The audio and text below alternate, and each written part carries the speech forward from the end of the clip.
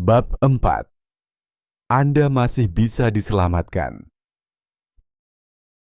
Jika Anda tertinggal, Anda mungkin berpikir Anda telah melakukan kesalahan dan kehilangan kesempatan untuk hidup di surga selamanya bersama Tuhan. Bukan itu masalahnya, masih ada harapan untukmu. Anda juga bisa diselamatkan. Anda dapat melihat kembali orang-orang yang Anda kasihi yang menghilang dalam pengangkatan. Keputusan sepenuhnya terserah Anda. Anda hanya perlu membuat pilihan yang tepat. Tuhan mengasihi Anda dan ingin menghabiskan kekekalan bersama Anda. Tapi ada masalah, dan itu disebut dosa. Dosa adalah berbuat, bahkan memikirkan sesuatu yang tidak sempurna dan suci. Setiap dari kita melakukan dosa. Kami tidak bisa menahannya. Itu sifat kita. Tidak peduli apa dosa Anda, atau seberapa besar atau kecilnya dosa Anda. Bisa jadi kebohongan, nafsu, kesombongan, atau pembunuhan. Dosa apapun adalah dosa di mata Tuhan. Tidak ada orang yang berbuat baik. Tidak sebanyak orang yang berbuat baik. Roma 3:12. Tuhan itu sempurna dan tidak berdosa dan benar dalam segala hal. Demikian pula tempat tinggalnya, surga. Dosa adalah kebalikan dari Tuhan. Dosa tidak bisa ada di surga. Karena manusia pada dasarnya berdosa. Tidak seorang pun dapat hidup bersama Allah kecuali masalah dosanya diatasi terlebih dahulu. Contohnya, Adam dan Hawa. Mereka tinggal di Taman Eden bersama Tuhan. Mereka melihat Tuhan setiap hari. Surga adalah dimanapun Tuhan berada, jadi pada hakikatnya mereka tinggal di surga. Setelah mereka berbuat dosa dan makan dari pohon terlarang, mereka diusir dari taman. Mereka tidak bisa hidup bersama Tuhan lagi. Kitab suci ini mencatat peristiwa itu. Tuhan mengutus dia, yaitu Adam, keluar dari taman. Allah mengutus dia keluar dari Taman Eden untuk menggarap tanah dari mana dia diambil. Jadi dia mengusir pria itu. Dan dia menempatkan kerub di sebelah timur Taman Eden. Dan pedang menyala yang berputar ke segala arah untuk menjaga jalan menuju pohon kehidupan. Kejadian 3:23-24. Kabar baiknya, Tuhan punya solusi untuk masalah dosa. Dia menuntut pengorbanan yang sempurna dan tak bernoda untuk menebus dosa.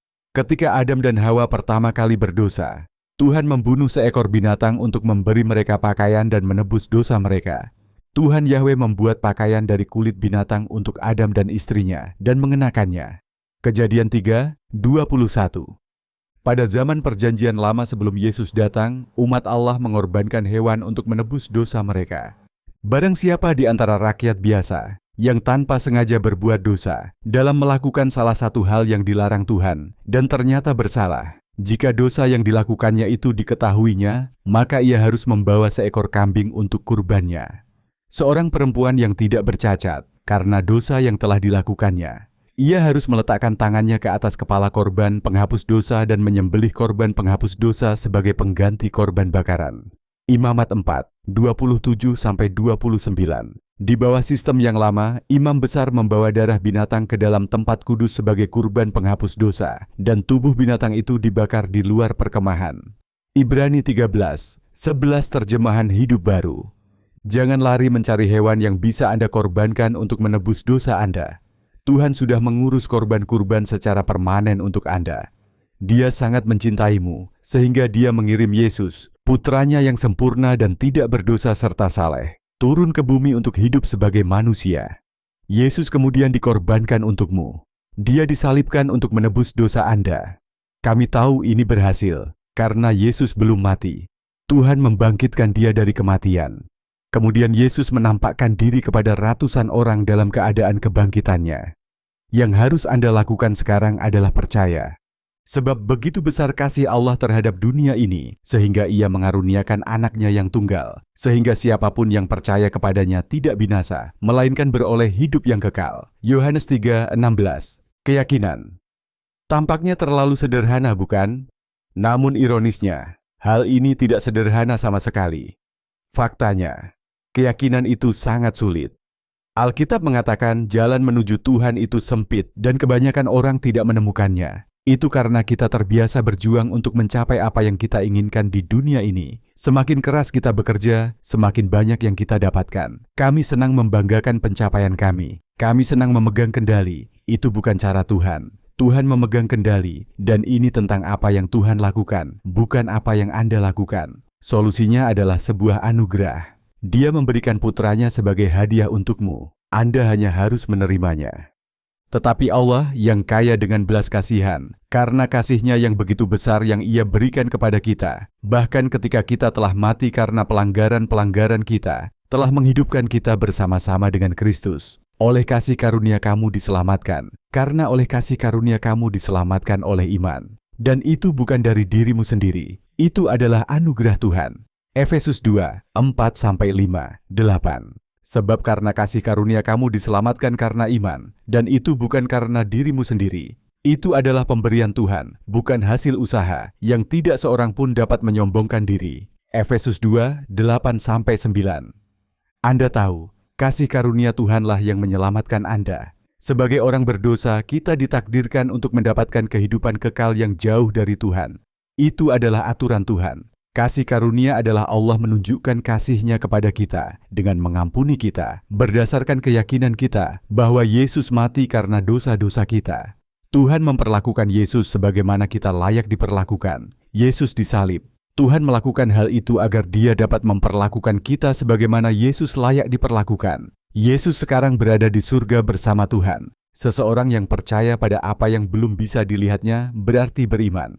Mereka percaya Tuhan dan bahwa Yesus mati karena dosa-dosa mereka. Percayalah, iman adalah jaminan atas segala sesuatu yang kita harapkan dan bukti atas segala sesuatu yang tidak kita lihat. Ibrani 11, 1. Inilah yang harus Anda percayai.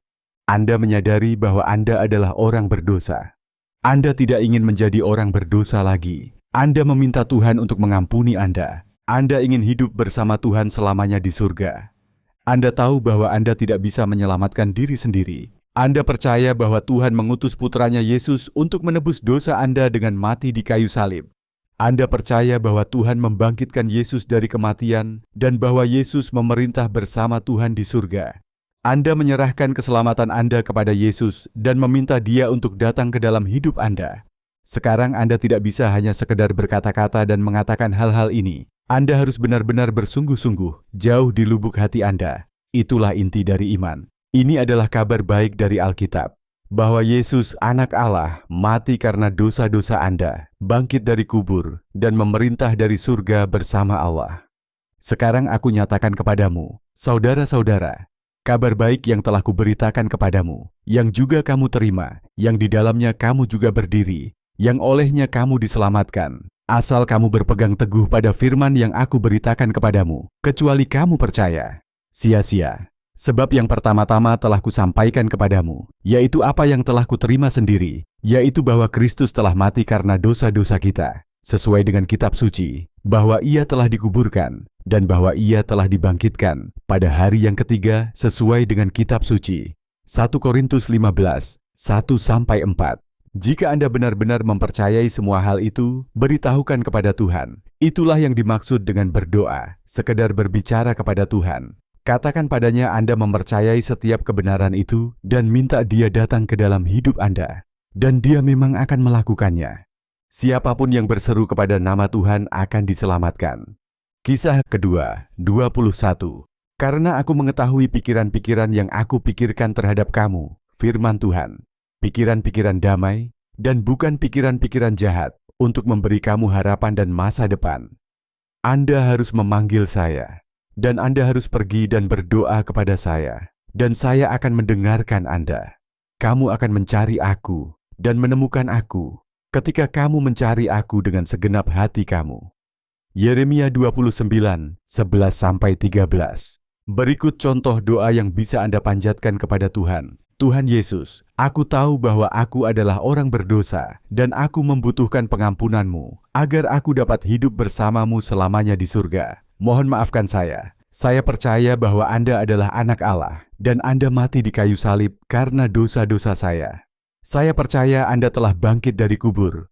Saya ingin berbalik dari dosa-dosa saya dan percaya serta mengikuti Anda sebagai Tuhan dan Juru Selamat. Silakan masuk ke dalam hati dan hidupku. Dalam nama Yesus, amin.